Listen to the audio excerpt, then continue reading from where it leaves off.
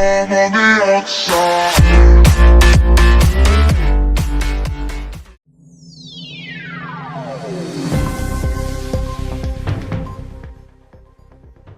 Tekanan Amerika Serikat ke Iran semakin keras. Selain pengerahan USS Abraham Lincoln, pangkalan Amerika Serikat yang paling dekat dengan Iran, Al-Udeid, terus menunjukkan peningkatan aktivitas yang tidak normal dan sangat signifikan. Data satelit intelijen Cina mengungkap sesuatu yang bikin banyak analis terdiam.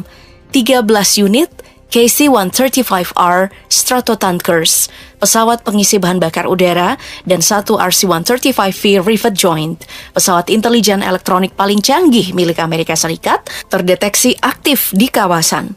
Belum lagi pengerahan sistem pertahanan udara Patriot.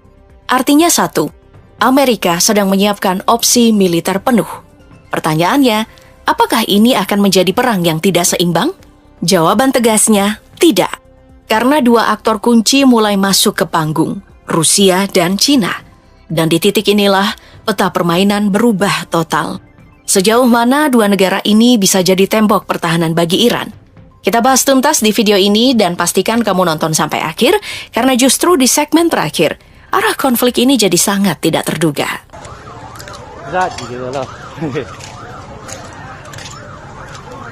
Tapi ada satu hal penting yang sering luput untuk dibahas dan justru disinilah kuncinya. Kita perlu melihat peta kekuatan militer Amerika Serikat di Timur Tengah. Peta ini bukan sekadar pembaruan posisi pasukan. Ini adalah susunan kekuatan nyata yang akan digunakan jika Amerika benar-benar menyerang Iran. Kapal induk, pesawat tempur, pangkalan udara, sampai sistem pertahanan udara, semuanya membentuk tombak serangan yang siap digerakkan kapan saja. Tapi mari kita lihat lebih dekat. Kapal perusak seperti USS McFaul, USS Mitchell, dan kapal-kapal yang mengelilingi USS Abraham Lincoln ternyata tidak berada di posisi ideal untuk melancarkan serangan langsung ke daratan Iran. Sebaliknya, mereka berada di posisi strategis untuk menembak jatuh rudal balistik Iran. Ini penting, karena artinya postur militer Amerika Serikat saat ini bukan cuma ofensif, tapi sangat defensif. Amerika bukan cuma siap menyerang, mereka sangat takut terhadap serangan balasan Iran. Dan ketika sebuah superpower lebih dulu menyiapkan perisai sebelum memukul, itu berarti satu hal, lawan yang dihadapi bukanlah target mudah. Karena itu, Washington kembali memainkan kartu lamanya, ultimatum. Ancaman yang dibungkus dengan satu kata manis, kesepakatan. Donald Trump mengatakan Iran diberi tenggat waktu. Kedengarannya keras, terlihat tegas, tapi perhatikan detailnya. Tidak ada tanggal, tidak ada jam, dan tidak ada hitung mundur. Deadline ini sengaja dibuat kabur supaya bisa ditarik kapan saja sesuai kepentingan politik. Fakta kalau Trump masih berbicara soal deal menunjukkan satu hal yang sangat jelas. Amerika masih menekan, belum menyerang. Ini bukan kepastian perang, ini adalah gertakan politik tingkat tinggi. Merespon ultimatum ini, Menteri Luar Negeri Iran Abbas Araghchi menegaskan kalau militer Iran berada dalam kondisi siaga penuh dan siap merespon setiap serangan Amerika Serikat. Dan tepat di titik inilah, Rusia dan Cina mulai masuk ke dalam perdamaian.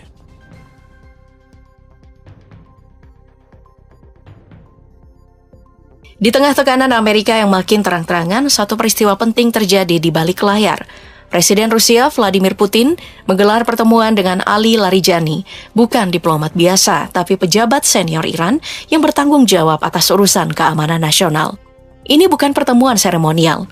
Banyak analis menilai inilah bagian dari koordinasi strategis tingkat tinggi, bahkan disebut-sebut sebagai sinyal pengaktifan fakta strategis trilateral Cina, Rusia, Iran.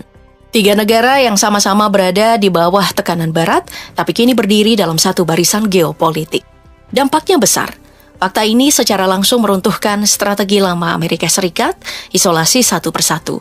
Karena sekarang jika Iran ditekan, ia tidak sendirian.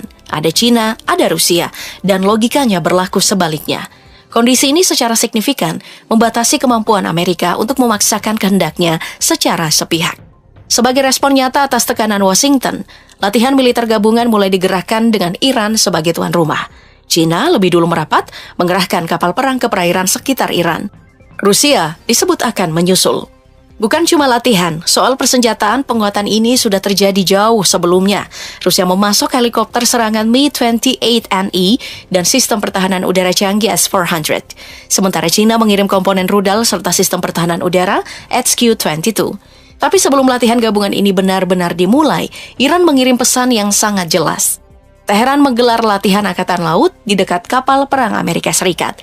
Bukan latihan simbolik, ini latihan tembak langsung. Amerika Serikat mengakui latihan itu sah dan Iran memang punya hak beroperasi di wilayahnya. Tapi reaksinya bicara lain.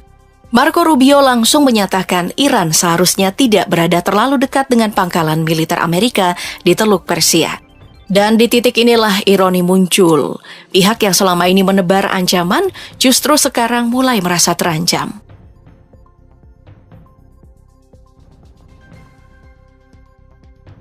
Dan sekarang konflik ini tidak lagi cuma soal Iran, Rusia, dan China. Api mulai menjalar ke level sekutu regional. Kelompok Houthi di Yaman secara terbuka masuk ke dalam pusaran konflik. Mereka mengklaim kapal perang Amerika Serikat kini berada dalam jangkauan rudal jarak jauh mereka. Pesannya singkat tapi sangat jelas. Musuh dipantau, rudal siap diluncurkan. Ini bukan sekadar retorika. Houthi sudah berkali-kali membuktikan kemampuan mereka menyerang target bernilai tinggi di Laut Merah dan Teluk Aden. Artinya, setiap eskalasi terhadap Iran, berisiko langsung membuka front baru. Di saat yang sama, dua mitra strategis utama Amerika Serikat di kawasan, Arab Saudi dan Uni Emirat Arab, justru mengambil langkah menjauh. Padahal, secara politik kedua negara ini selama bertahun-tahun menginginkan Iran melemah.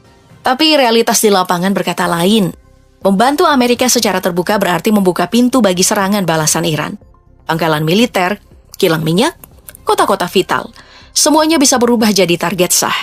Karena itu bagi Riyadh dan Abu Dhabi, netralitas kini jauh lebih aman daripada loyalitas. Sikap ini sejalan dengan nada sinis yang disampaikan Menteri Luar Negeri Turki. Ankara melihat eskalasi ini bukan demi stabilitas Timur Tengah, tapi lebih sebagai dorongan kepentingan Israel. Dan dalam peta geopolitik yang semakin panas ini, satu hal menjadi jelas.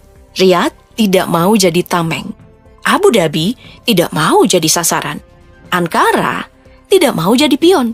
Ketika sekutu-sekutu Amerika mulai menjaga jarak, pertanyaannya bukan lagi apakah konflik ini meluas, melainkan siapa yang benar-benar siap menanggung resikonya.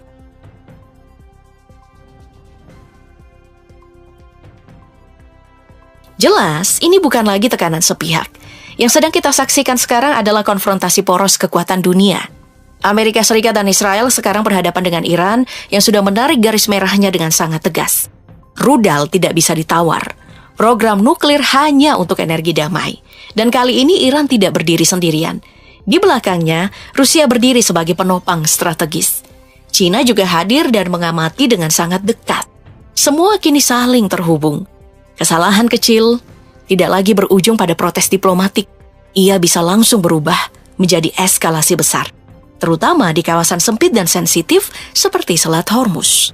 Di sini, satu salah hitung, satu salah manuver atau salah tembak cukup untuk memicu reaksi berantai yang sulit untuk dihentikan.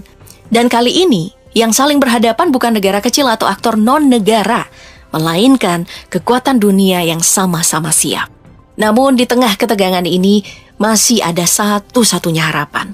Deeskalasi. Kesepakatan yang setidaknya di atas kertas bisa menguntungkan semua pihak. Tapi harapan ini rapuh. Sangat rapuh. Ledakan mengguncang wilayah Iran setidaknya di 7 kota. Laporan resmi menyebut penyebabnya adalah kebocoran gas.